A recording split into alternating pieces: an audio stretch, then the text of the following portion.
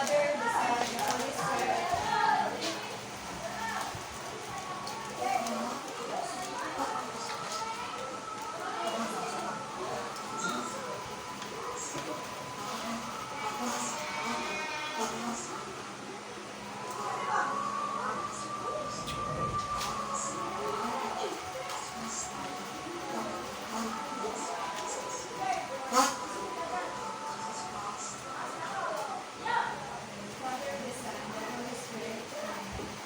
morning, class.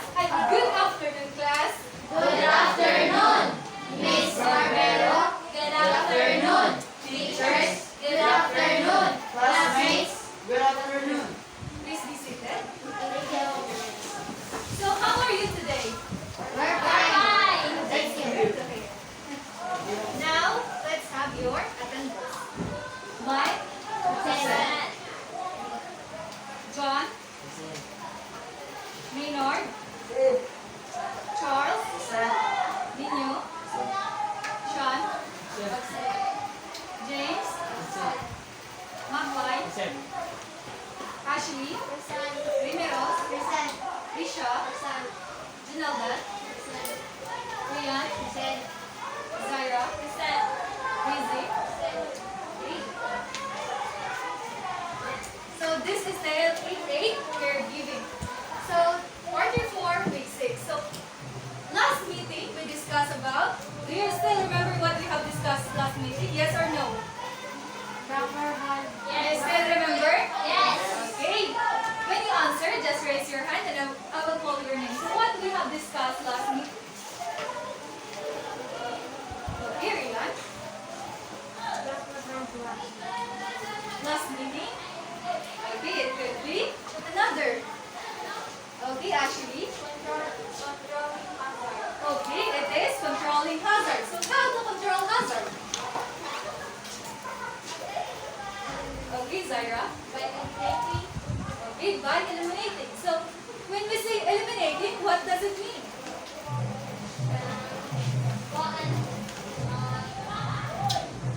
Baon. Oh, that's correct. When a certain object is no use, we must eliminate. Next to eliminating, okay, Trisha. Okay, administrative control. So when we say administrative control, Trisha, oh, ato ang limited time sa paggamit. Or, okay, when we say administrative control, there is limitation. Next to administrative control, anyone? Okay, Rion. Okay, substitution. So when we say substitution, it means okay, replacing from bad to good. That is correct. So next to substitution, controlling hazard and risk, we have, okay, another hand. Okay. Charles? It is? It is personal protective equipment. What does it mean, Charles? Like gowns, masks, Okay, goggles. that is correct. Another from personal protective equipment. There is the last one. Okay, Ashley. Okay, what does it mean? Engineering control.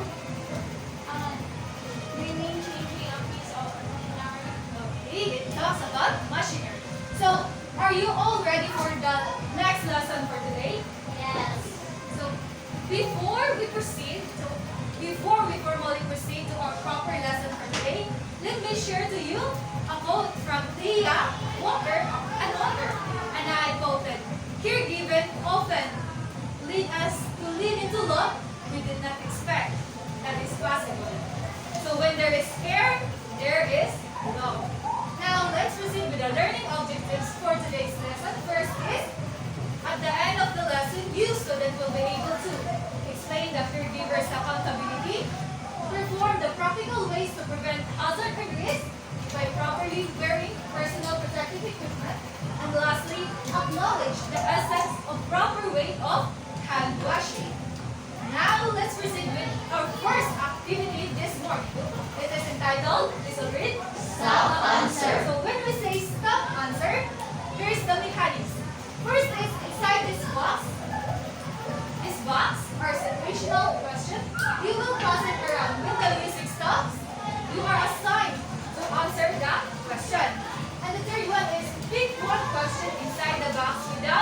Alright, are you ready? Yes. Yes. Alright, go ahead, ready. Are you ready, class? Yes. Okay. Start with sir.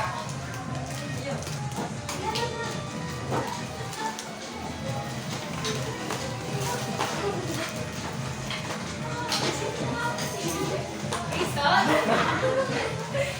Okay, John. Take one. And please stand. Okay. Please stand, John.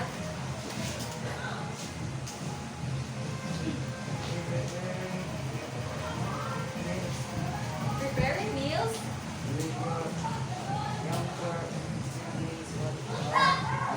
Are you going to prepare? Explain. So I will read the question once again. In preparing meals with your younger siblings, what are you going to prepare? Explain. So, ikaw dyan, na makaigsuon sa? Nakaigsuon. So, kung mag-prepare mo, kanon dyan, kung saan man ninyo? Kung saan man ninyo mag-prepare una? Okay, ang plato, magkaon na. Okay, thank you, John. Any other answer? Thank you, John. Okay, Charles. You need to eat that Okay, so ako daw higit ang pagkaon para makakuha ka nga limpyo. That is correct. So, now, let's continue.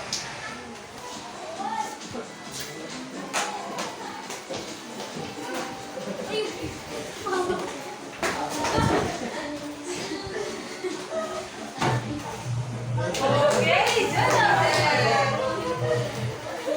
Read the question. Please stand and speak the last one. Okay. The question is,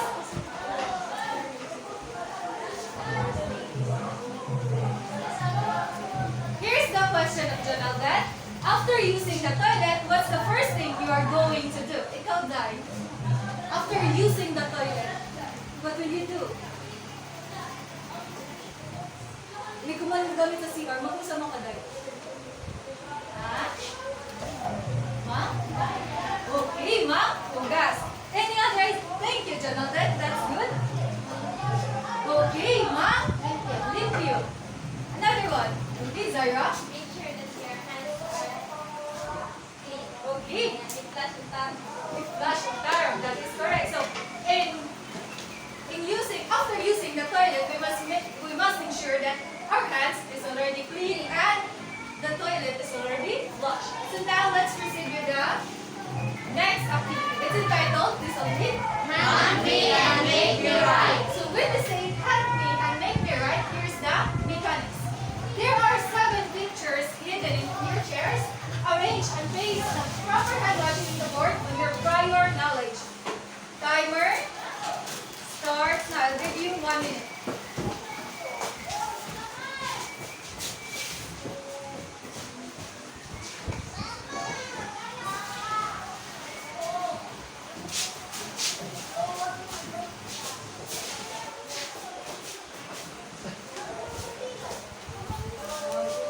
Okay. Thank you for your cooperation.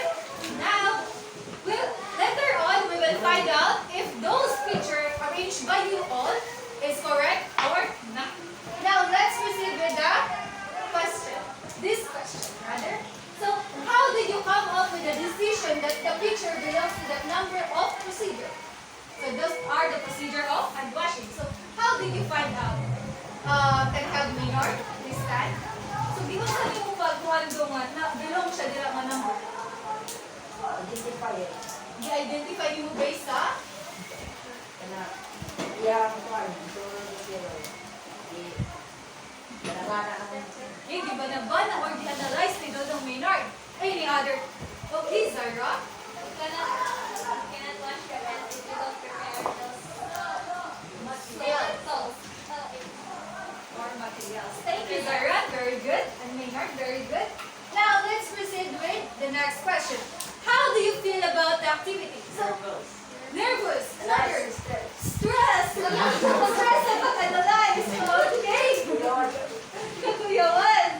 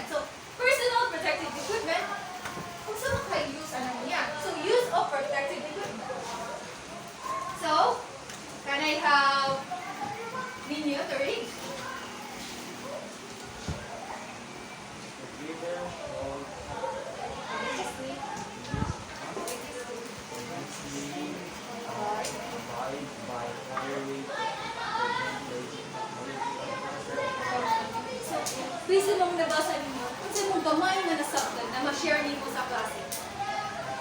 Just a little information.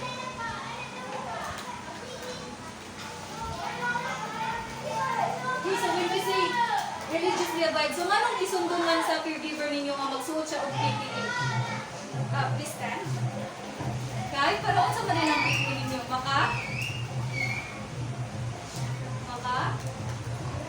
Okay. Would like to help ninyo. Okay, Maynard, please stand. Protect the whole body. Okay, it can protect our whole body. Any other answer? Thank you, Maynard. That's good. Now, so personal protective equipment is used in order for us to prevent from contamination or being contaminated with certain hazards like biological hazards. Okay. Now let's proceed with this. So what is this? Glove. It is? Glove. Okay, so what is this use? So unsa para sa gini siya? Okay, can I have Charles? Wear gun. Gun is long enough to cover your clothing. In case gun is not available, apron should be worn to mask clothing. Okay, based on what you read, Charles, what have you understand? Ang wear gun kay maka-enough siya para matagong sa mga clothing. Diba siguro, dapat itong magamit ng apron para magamit sa pantagong sa mga sino. Okay, very good, Charles.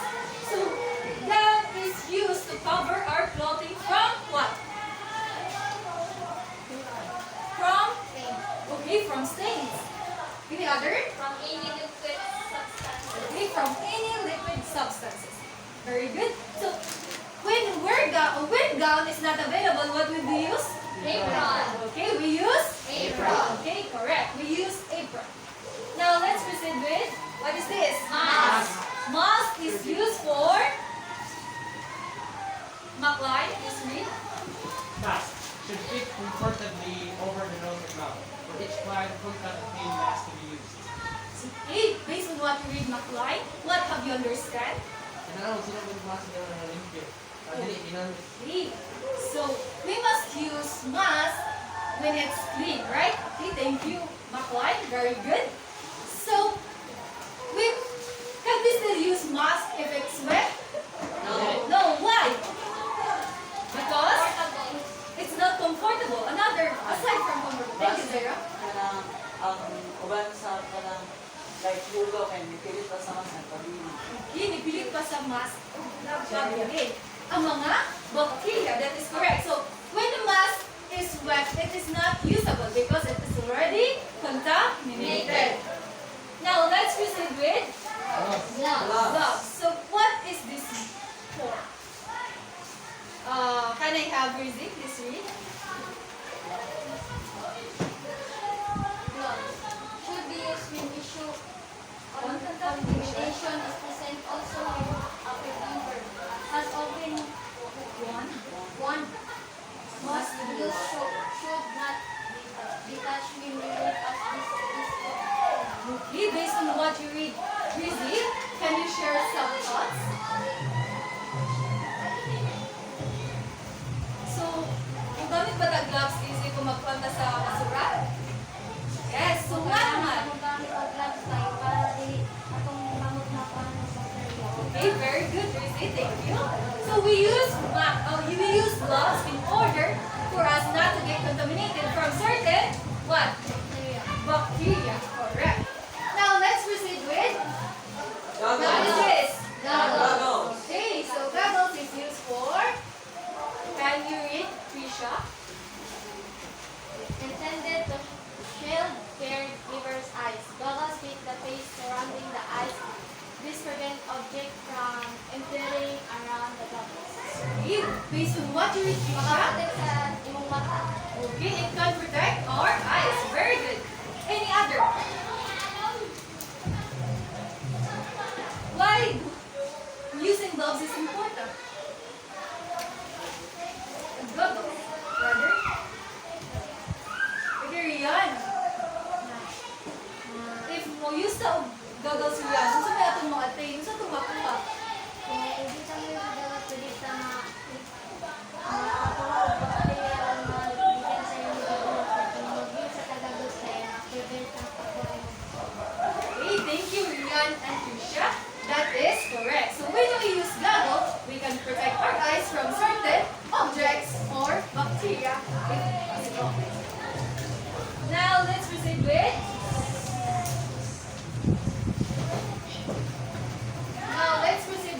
proper hand washing. So this picture around here is okay, it is the procedure of proper hand washing. So the first one, is this correct? Yes. Okay, so please all read. Prepare your materials before washing your hands.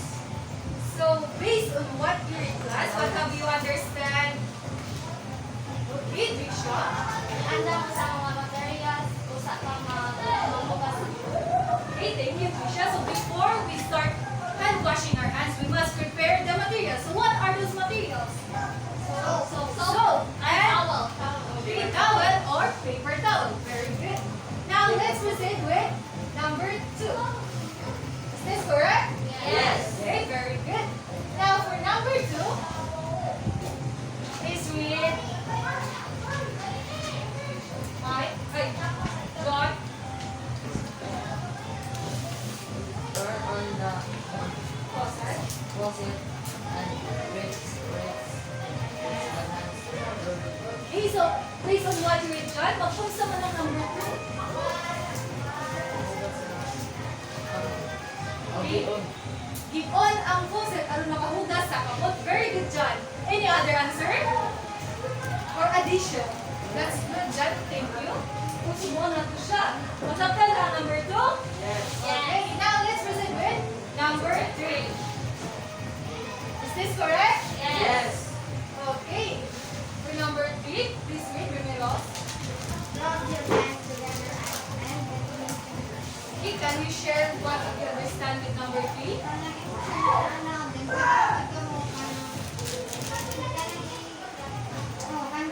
Okay, so when we rub our hands, how many seconds? 20. Okay, 20 seconds. 20 seconds while singing Happy birthday. Happy birthday in what manner? Faster or slowly? Slowly. Okay, slowly. Now does everyone understand the procedure number 3? Yes. Okay, now let's proceed with number 4. Is this correct? Yes. Okay, very good. Now, please read. Apply. Clean your nails by rubbing the sole through them. Okay, what have you understand? Apply. Limpiando ang kuko. Limpiuhan ang kuko. Thank you. That's good. So when we say clean our nails, so how do we clean our nails? We rub na to sa tuhod. And by using soap. Okay, by using soap. Or just to add on, we can use soap toothpick in order to get those dirt. Understand for number 4? Yes. Now let's proceed with number 5. Is this correct? Yes. Okay, very good. Now for number 5, can you read? Any volunteer? Okay, Zara. Rinse your hands thoroughly under running water. Okay, what have you understand? Iusahan mo sa kamot sa manuwa kung buwa sa Okay. So we must rinse our hands by running water. Why is that? Anong atong magwaswasan atong kumagpanabon? para matangkang ang sabon. Di matangtang ang sabon. Okay, please stand, Charles. Para mawagtan sa bacteria. Well, in order to avoid those bacteria. So for number 7, for number 6, nalagay sa babaw, may mistake. So for number 6, is this right? Yes. Okay, so number 6 is read Maynard. Use the paper towel with your hand and start with the thick. Okay, so what have you understand, Maynard? One. Ang imong kamot, pakuha ng paper towel and para makuha ang dry. Okay, para makuha. Okay, para makuha ang wet. Yeah, so we must, when we are done using the paper towel, what will we do? Throw it away. Okay, throw it away. Come on. Immediately. Okay? Understand the procedure number 6?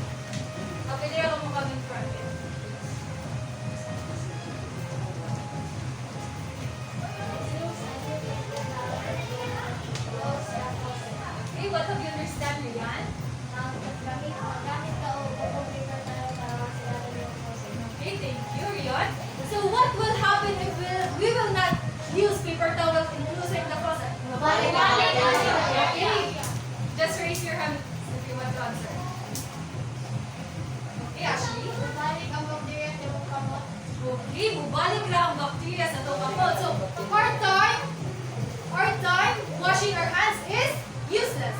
It just get wasted, right? So, dapat, we will use a clean paper towel in order to close the faucet. Understand the proper hand washing procedure? Yes. Any question? Okay. Now, let's proceed with caregivers accountability. When we say caregivers accountability, what is your idea? Remiros? When we say accountability, please read Remiros. A caregiver must have a sense of duty for her own health and safety. Okay, a caregiver must have a sense of duty for her health and safety. Why is that? Ikaw. Dahil sa volunteer? Okay. The situation is like this. Ikaw nakanangkod, wala ka na kayo pag-umangkod. Okay? So, ang pag-umangkod ni Rini, iyang gibantayan. So, kung sa may obligation ni Rini siyang pag-umangkod? Okay, ang safety siya ang pag-umangkod. So, and health. Okay, very good. So, as a caregiver, we must be healthy and safety. And also, we must be responsible. But what is the primary obligation of a caregiver? Safety. Is all safety. But as a caregiver, even though his or her primary focus is herself or himself, he or she must ensure that other people must not put into risk. Okay, understand? So, a caregiver's accountability is all about being responsible. Understood? Yes. Okay, now let's proceed with the application. The mechanics here is, the title of our application for today is Use me right. Use me right. So number 1, the class will be divided into 2 groups. Each group will receive a box with PPE inside. The task, PPE inside or proper hand washing. Sorry, I did not type it. So the task is how to use proper protective equipment. Guide you will present by role playing. So time duration for this activity is 5 minutes. Okay? So this will be the group 1 and this will be the group 2. So representative for each group before we start, and I will give you the box. Number 1. Name 1 and 2. Please get it. So what are you going to do is, before we start, let's listen to the criteria. So correctness is 10 points, creativity is 5 points, and teamwork of the group is 5 points. To further explain this criteria, here, correctness, the study shows the use of PPE and proper hand washing. And creativity, the role playing is organized, unique, and presentable. And the teamwork is everyone in the group can be seen in the role playing. So timer starts now. Work with your group. And please write your names in the 1/4 sheet of paper.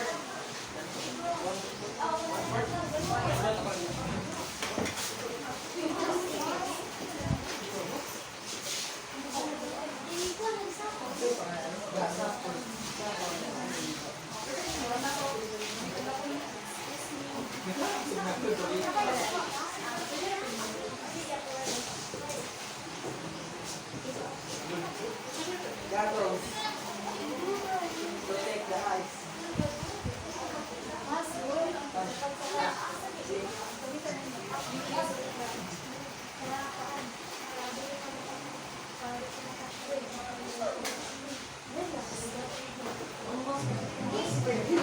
Sarah,